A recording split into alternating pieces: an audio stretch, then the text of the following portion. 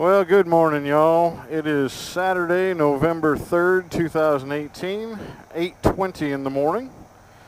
And it's a chilly one. It's 51 degrees Fahrenheit here in Mobile, Alabama.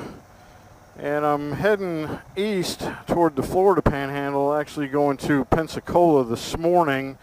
There's a Hurricane Michael relief charity ride going on over there, so I'm going to go participate in that. Several of my Patriot Guard brothers and sisters are staying here in Mobile for Patriot Guard functions today, and there's functions almost every day for the next week and a half with Veterans Day coming up, as well as honor missions for those veterans who have passed on to the other side. So I'm kind of riding alone this morning, but I'm sure there's going to be a lot of people over there. Maybe I'll meet a few new faces. Maybe I'll run into a few people that I know who live over there. That remains to be seen. But we're starting at a bar and lounge there in Pensacola, and they're loading up 2 trailers full of goods for the victims, supplies, foodstuffs, non-perishables, toiletries, that kind of thing. They're loading up 2 trailers, and then they're dropping each trailer off at a different location in the Panama City area. Panama City is still piles of rubble and devastation since the hurricane a month ago, which is not uncommon, for a storm of that size and strength and the destruction that it caused. There's going to be months on end of rubble cleanup, rebuilding. So it's still pretty much a very visible disaster zone. I was living on the Mississippi coast when Hurricane Katrina hit. I was living approximately 150 miles from where the eye of the storm came ashore. But the size and strength of that storm, 150 miles, we got 1.5 feet of water in my girlfriend at the time, her house in Pascagoula, Mississippi. So that's quite a ways from the center of the storm. But of course, we were on the eastern side of it, which is always the strongest side of the storm. So Panama City, Mexico Beach area, they're going to be recovering for quite some time. Anyway, that's where we're off to. That is the plan. It's going to be a beautiful day. It's chilly this morning. We had a cold front move through the other night with some rain in it after Halloween. Halloween night was nice, but the following day was kind of cruddy. And it cooled off considerably, but it is supposed to get up into the low to mid-70s today. And at the moment, I've got my leather jacket on with the liner in it, and I've got my heavier winter riding gloves on. And of course, this full-face modular helmet. And to be honest, I stopped for gas right before I started recording, and I was sweating. So I'm quite happy to be on the highway and moving finally. Feels much more comfortable with the airflow now. Not cold at all, not dressed the way I am. And I brought a lighter jacket, and I brought my half helmet in the saddlebag so I can change out of this warmer stuff as the day gets warmer without getting overheated.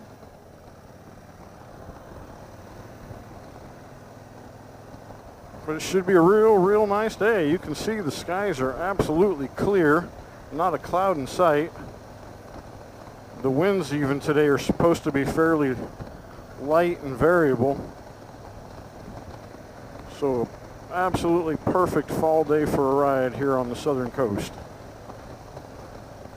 All right, so I'll catch up with y'all in a little bit. Okay, so we've started this ride, and I tell you what, I'm not real impressed by the organization of it. I should say the lack thereof. Now, typically when I ride in a group, any kind of a charity ride, there's always a pre-ride briefing, because you get several bikers from several different locales and groups that ride for charity, so they don't always all ride together. There was no pre-ride briefing. Some of these guys, I'm not sure they've ever ridden in a group. They don't know how to stagger. There was no discussion on the exact route that we're taking. All that I do know is that there were 2 locations we're going with the trucks. We're supposed to be leading the trucks. I never saw the trucks. It's nuts. I don't know if I will continue this ride all the way to its termination point. I may get over into that area and then split from the group when we get there, because this could be just downright dangerous the way these guys are riding. There's a total of about 50 or 60 bikes, I think. I never did see an accurate count. Overall, I'm very disappointed in the way this is organized. It's a beautiful day, beautiful ride. Met a few guys, prior to the start. People from near where I live, actually, but I'd never run into them before anywhere else.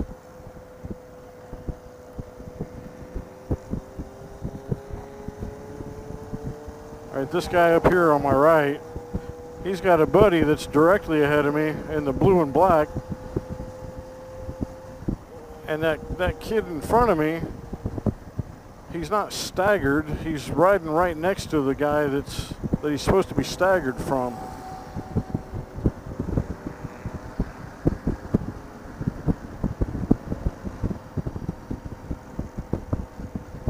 Just dangerous, if you ask me.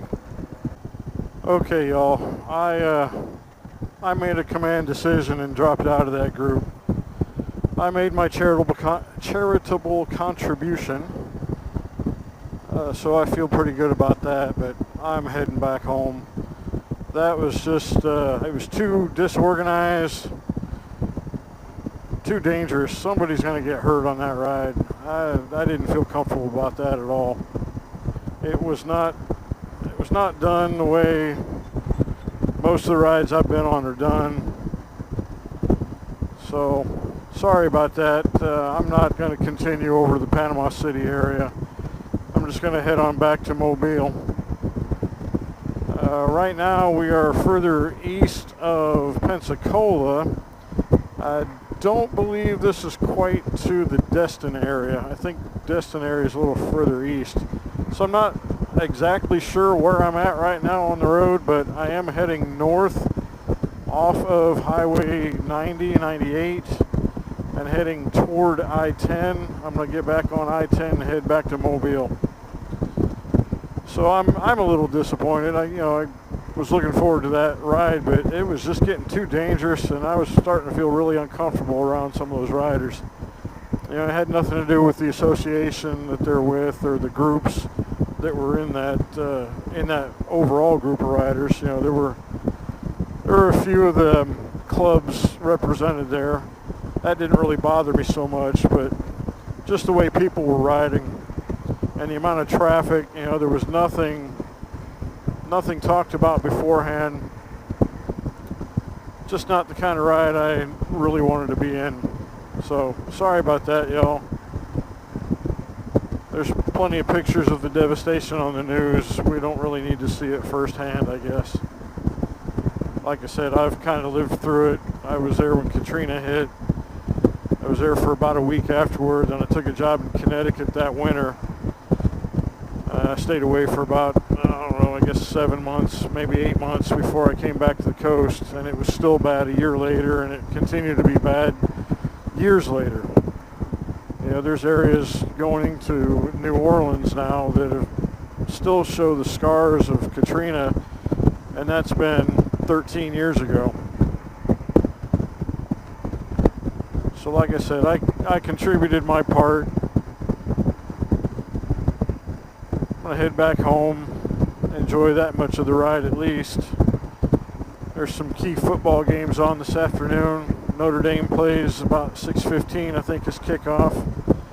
And then the big one tonight is Alabama versus LSU, and to be honest, I wish they both could lose. So anyway, it is what it is. Thanks for coming along anyway, y'all.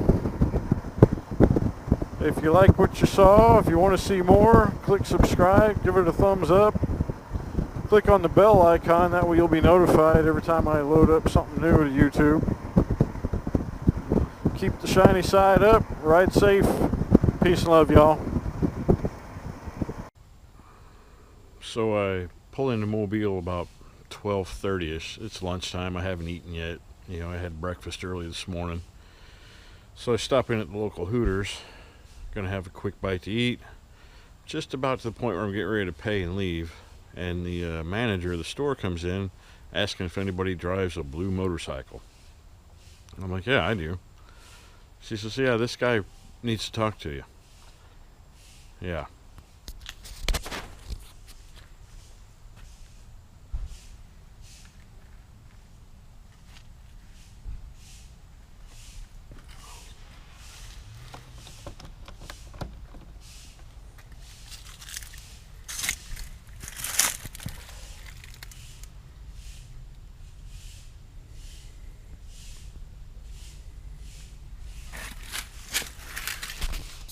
Yeah, so needless to say, I'm out for a while. Uh, he has insurance. We exchanged information. Now I got to figure out where I'm taking it to get it fixed. Obvious choice is the local dealership, but that's also the obvious choice to not take it to, considering how bad they did things in the past with getting this bike ready when I bought it from them. And then the other dealership is, it's 90 miles outside of my local area. The bike's rideable. Where this happened at Hooters was about 3 miles from the house. I made it home. It drives fine. I'd be a little bit worried about getting on an interstate with it, with that fairing cracked open like that, in case air gets into it. 75-mile-an-hour airspeed could blow up that whole fairing from the inside out. The pressure. So, I guess the vlogging is on hold for a period of time until I get this thing sorted out. Big fun.